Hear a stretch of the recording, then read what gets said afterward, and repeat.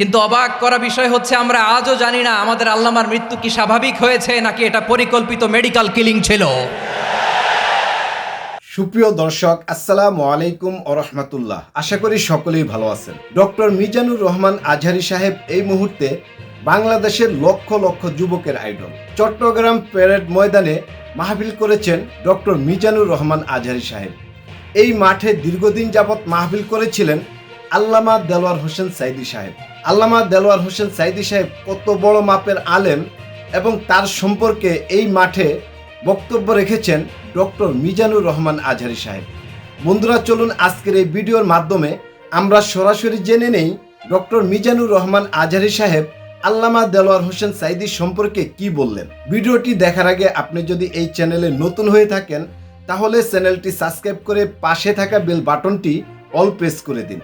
আর যারা করেছেন তাদেরকে অসংখ্য অসংখ্য ধন্যবাদ। আর আপনাদের জন্য বরাবর একটি কথাই বলবো, নামাজ বাদ দিও না বন্ধু, এপারের চেয়ে ওপারের জীবন অনেক সুন্দর। তাহলে চলুন আজকের এই ভিডিওটি শুরু করা যাক। হযরতুল আল্লাম শহীদ মরহুম আল্লামা দেলোয়ার হোসেন সাঈদী রহিমাহুল্লাহ, ওনার স্মৃতি বিজড়িত আজকের এই ঐতিহাসিক প্যারেড ময়দানের তাফসিরুল কোরআনের প্রোগ্রামে সব আছে।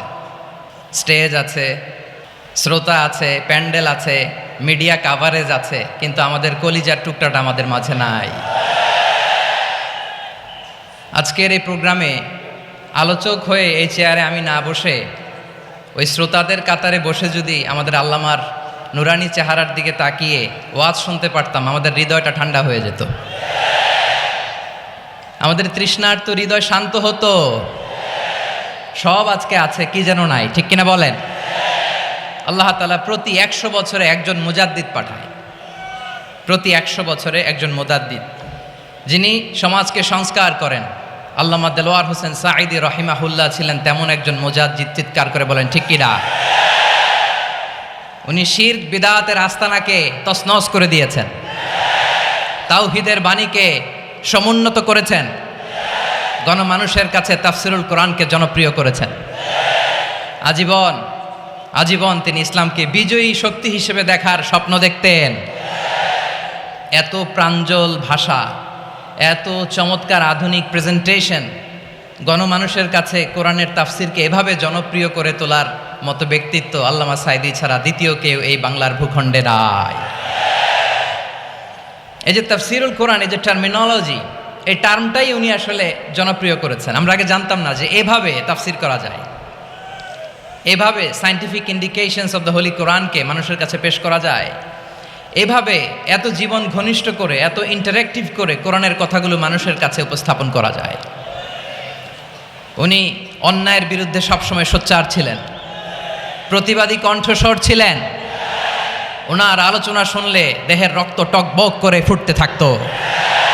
আল্লাহু আকবার, আল্লাহু আকবার, আল্লাহু আকবার। He was a strong mouthpiece of Islamic revivalism. Islamic জাগরণের স্ট্রং মাউথপিস ছিলেন আল্লামা সাঈদী রাহিমাহুল্লাহ। অনেক দোয়া পেয়েছেন, আমরা পড়েছি, এমন জীবন তুমি করিবে গঠন, মরণে হাসিবে তুমি, কাঁদিবে ভুবন। গোটা বিশ্বকে তিনি কাঁদিয়েছেন। আল্লামা যখন ইন্তেকাল করলেন, আমি তখন মালয়েশিয়া থেকে যুক্তরাষ্ট্রে একটা কনফারেন্সে যোগ দিতে যাচ্ছি, কাতার এয়ারলাইন্সে। মালয়েশিয়া থেকে দোহাতে নামলাম। দোহায় যখন আমার ট্রানজিট, তখন শুনতে পেলাম যে আল্লামা বিদায় নিয়েছেন। সোশ্যাল মিডিয়ায় শুনে বিশ্বাস করতে পারলাম না। মুহূর্তের মধ্যেই মাসুদ সাইদি ভাইকে মেসেজ করলাম, উনি কোনো উত্তর দিতে পারলেন না। মাসুদ ভাইয়ের সাথে যখন কোলাকুলি করি, আমাদের শামীম ভাইয়ের সাথে যখন কোলাকুলি করি, মনে হচ্ছে আল্লামা সাইদির ঘ্রাণ পাই। শরীরটা লিটারালি কাঁপছিল, নিজেকে মানাতে পারছিলাম না, বিশ্বাস করতে পারছিলাম যে আসলে আল্লামা বিদায় নিয়েছেন। ইন দ্য মিন টাইম আমার সেকেন্ড ফ্লাইট দোহা টু নিউ ইয়র্ক, 12 ঘন্টার ফ্লাইটে উঠলাম, ইন্টারনেট থেকে বিচ্ছিন্ন হলাম। নামার পরে শুনলাম আল্লাহু আকবার, যেখানে ওনাকে কবরস্থ করার কথা ছিল সেখানেও কবর দিতে দেয়া হয় নাই। ছবিগুলো দেখতে লাগলাম, হাসিমাখা মুখ, হাসিমাখা নিথর দেহটা, মরণে হাসিবে তুমি, কাঁদিবে ভুবন। From east to west, from north to south, the entire globe, গোটা বিশ্ব ওনার জন্য কেঁদেছে, গোটা বিশ্ব কেঁদেছে। কাবার গিলাফ ধরে ধরে মানুষ চিৎকার করেছে। এর চেয়ে শ্রেষ্ঠ মৃত্যুকার হতে পারে? আমাদের আল্লামার আর কি পাওয়ার ছিল বলেন? আর কি পাওয়ার ছিল? কুল্লু নাফসিন যায়িকাতুল মাউত, যারাই দুনিয়াতে আসবে তারা ইন্তেকাল করবে, এটা আমরা মেনে নেই, এটা আমরা জানি। কিন্তু অবাক করা বিষয় হচ্ছে আমরা আজও জানি না আমাদের আল্লামার মৃত্যু কি স্বাভাবিক হয়েছে নাকি এটা পরিকল্পিত মেডিকেল কিলিং ছিল। এটা যে পরিকল্পিত মেডিকেল কিলিং ছিল এটা ধারণা করার পেছনে অনেক কারণ আছে। তিনি আধিপত্যবাদের বিরুদ্ধে সোচ্চার ছিলেন, ফ্যাসিবাদের বিরুদ্ধে সোচ্চার ছিলেন, রাজনৈতিক প্রতিহিংসার শিকার ছিলেন। এজন্য এটা মেডিকেল কিলিং হতে পারে এ ধারণা আমরা করতেই পারি। আওয়াজ করে বলেন ঠিক কিনা? যেই সময়টা আমরা কাটাচ্ছি এত সুন্দর সময় বাংলাদেশ আর পাবে না।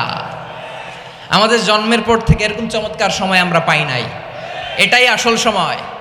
আমরা এন্টারিম গভর্নমেন্টের কাছে দাবি জানাই উচ্চতর তদন্ত কমিটি করে এটা কি হত্যাকাণ্ড ছিল নাকি স্বাভাবিক মৃত্যু ছিল এই রিপোর্ট গণমানুষের কাছে প্রচার করে জানাতে হবে। এই দাবির সাথে কি সবাই আপনারা একমত? কারা কারা একমত হাত তুলে দেখান। মাশাআল্লাহ, কত সুন্দর করে মিজানুর রহমান আজহারী সাহেব আল্লামা দেলোয়ার হোসেন সাঈদী সাহেবকে সম্মান জানালেন। আলহামদুলিল্লাহ, অনেক ভালো লাগলো। চলুন আমরা ভিডিওটি কন্টিনিউ করি। আমার প্রিয় ভাইয়েরা, প্রিয় চট্টলাবাসী, আল্লাহ তাআলা তার এই মুখলেস গোলামকে তার জান্নাতুল ফেরদাউসের মেহমান হিসেবে কবুল করুক, তার জীবনের সকল খেদমাগুলোকে কবুল করুক, জান্নাতুল ফেরদাউসের আলা মাকামে তাকে মেহমান হিসেবে কবুল করুক।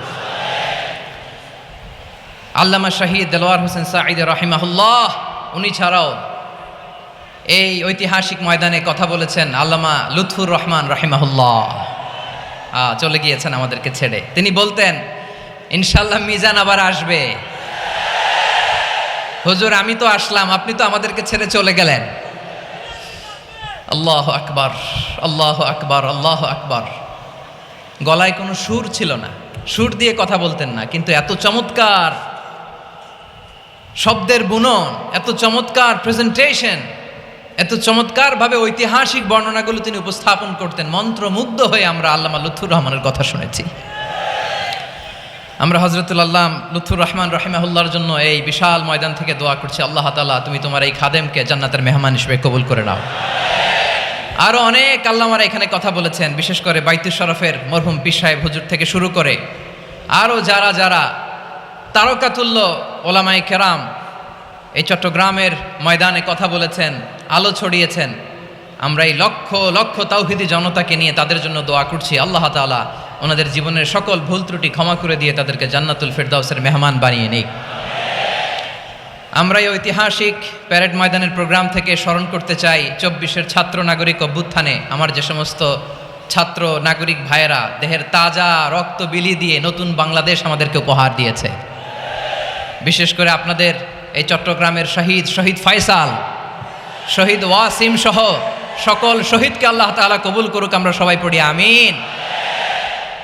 প্রিয় ভাইয়েরা, আমি নগণ্য একজন কোরআনের ছাত্র, এত বিশাল মঞ্চে এত বড় প্ল্যাটফর্মে কথা বলা আমার জন্য সাজে না। তারপরও আমাদের মুরব্বীরা আমাদের ডানে বায়ে বসে আছেন, ওনাদের আদেশক্রমে ওনাদের অনুমতিক্রমে কিছু কথা আজকের এই ঐতিহাসিক প্রোগ্রামে আপনাদের সামনে উপস্থাপন করার চেষ্টা করব। ওমা তৌফিক ইল্লা বিল্লাহ। প্রিয় বন্ধুরা, আপনারা শুরু থেকে শেষ পর্যন্ত ডক্টর মিজানুর রহমান আজহারী সাহেবের বক্তব্য শুনেছেন। আল্লামা দেলোয়ার হোসেন সাঈদী সম্পর্কে তিনি কি বললেন আপনারা নিজেই শুনেছেন। এই ভিডিও সম্পর্কে আপনাদের কোনো মতামত থাকলে অবশ্যই কমেন্ট বক্সে দিবেন। দেখা হবে নতুন কোনো এপিসোডে। সে পর্যন্ত ভালো থাকবেন, সুস্থ থাকবেন। আজকের মতো বিদায় নিচ্ছি। আসসালামু আলাইকুম ওয়া রাহমাতুল্লাহি ওয়া বারাকাতুহু।